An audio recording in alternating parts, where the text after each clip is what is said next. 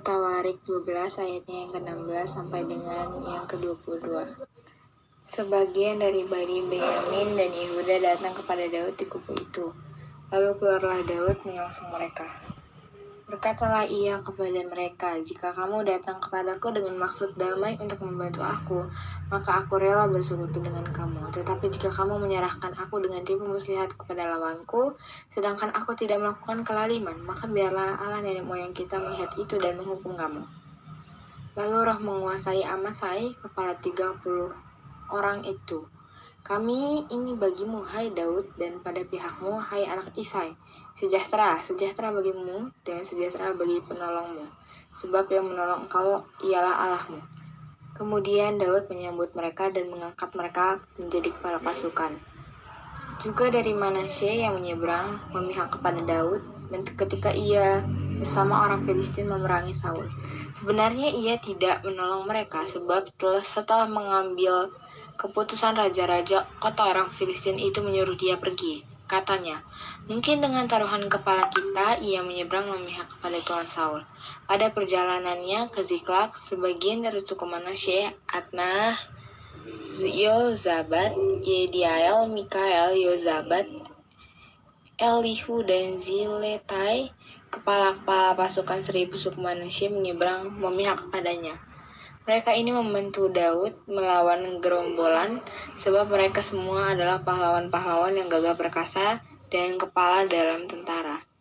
Dari hari ke hari, orang datang kepada Daud untuk membantu dia sehingga mereka menjadi tentara yang besar, seperti bala tentara Allah. Demikianlah firman Tuhan. Renungan hari ini diambil dari wasiat dengan tema mempercayai Allah saja.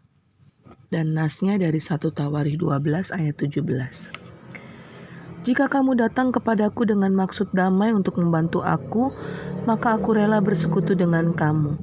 Tetapi jika untuk menyerahkan aku dengan tipu muslihat kepada lawanku, sedang aku tidak melakukan kelaliman, maka biarlah Allah nenek moyang kita melihat itu dan menghukum kamu." Saudara, konon dalam situasi dunia sekarang ini, sulit bagi kita untuk membedakan mana kawan dan mana lawan. Seseorang bisa saja terlihat seperti teman yang hendak menolong, tetapi kemudian hanya memanfaatkan kita. Sebaliknya, seseorang yang dengan terang-terangan terlihat tidak menyukai kita, bisa jadi adalah orang yang justru tidak sampai hati melihat kita menderita. Kalau demikian keadaannya, melakukan sesuatu demi mendapatkan teman atau membuat orang lain menyukai kita tidak ada gunanya, bukan?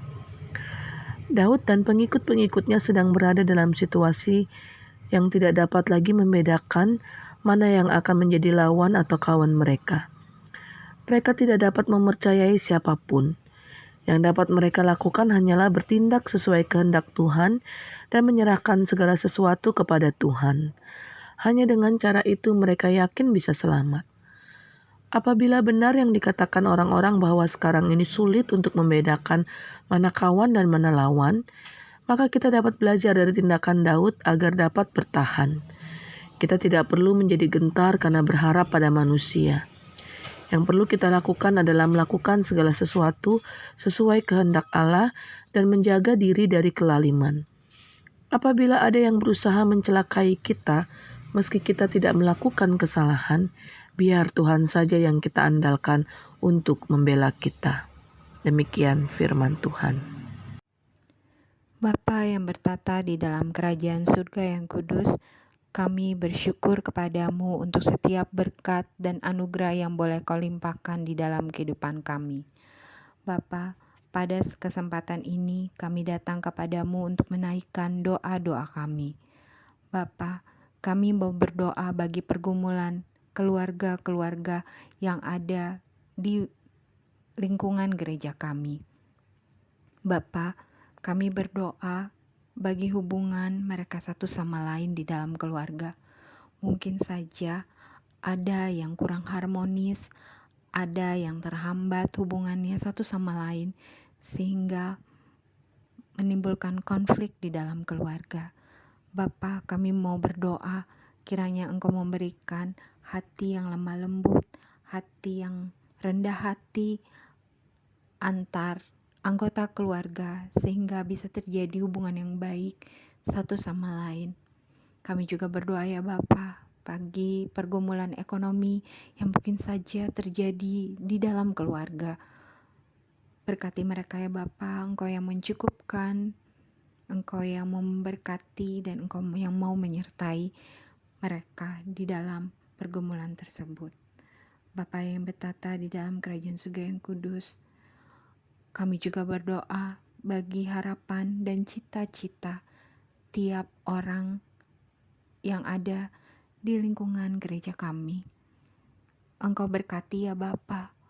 Mungkin ada harapan mereka untuk membangun rumah tangga. Mungkin ada harapan mereka dan cita-cita mereka untuk membuka usaha baru. Mungkin juga ada harapan dan cita-cita mereka untuk bisa punya keturunan. Bapa, Engkau yang Maha mengetahui apa yang terbaik bagi mereka satu persatu. Engkau yang sanggup mengabulkan tiap doa dan harapan mereka. Berkati mereka ya Bapa. Bapa, kami juga berdoa bagi pergumulan kesehatan anggota jemaat kami ya Bapa. Mereka yang sedang sakit, mereka yang sedang berharap kesembuhan, mereka yang sedang mengupayakan kesembuhan, mereka yang mengandalkan Engkau dengan luar biasa untuk bisa sembuh. Kami mau berdoa ya Bapa, berikan mereka semangat, berikan mereka kesembuhan juga, seturut dengan kehendak-Mu, berdasarkan rencana-Mu saja. Bapa, kami juga berdoa bagi mereka yang mungkin masih terkena COVID di tengah pandemi yang sedikit demi sedikit menurun, tetapi mereka yang masih terkena, biarlah Engkau yang memberkati mereka satu persatu, berikan mereka kekuatan agar mereka mampu mengatasi dan melewati ini dengan baik. Terima kasih ya Bapa, kami mau serahkan. Bapa di surga, kami mengucap syukur atas penyertaan-Mu di dalam hidup kami, hingga kami boleh ada sampai saat ini. Terima kasih tak terhingga kami panjatkan kepada-Mu ya Tuhan. Tuhan Yesus yang baik, saat ini kami berdoa untuk para pelayan gereja, agar mereka semakin setia melayani dengan sepenuh hati, dan semua itu hanya untuk kemuliaan Tuhan saja. Kami berdoa juga untuk semua program-program gereja yang dapat berdampak baik bagi banyak orang, dan biarlah lewat program-program ini semua orang dapat merasakan kasih setia-Mu ya Tuhan. Kami juga berdoa untuk ibadah kami, baik online maupun onsite. Kami berdoa supaya semua perangkat digital yang kami gunakan boleh Tuhan berkati, agar boleh menerima firman dengan baik, dan kami berdoa semuanya kembali pulih seperti semula. Terlebih untuk rencana onsite terbatas untuk sekolah minggu yang akan datang, kiranya Tuhan memberkati ibadah sekolah minggu yang untuk anak sekolah minggu yang akan dijalankan minggu depan. Berkati mereka ya Tuhan, berjalan dengan lancar. Terima kasih ya Tuhan.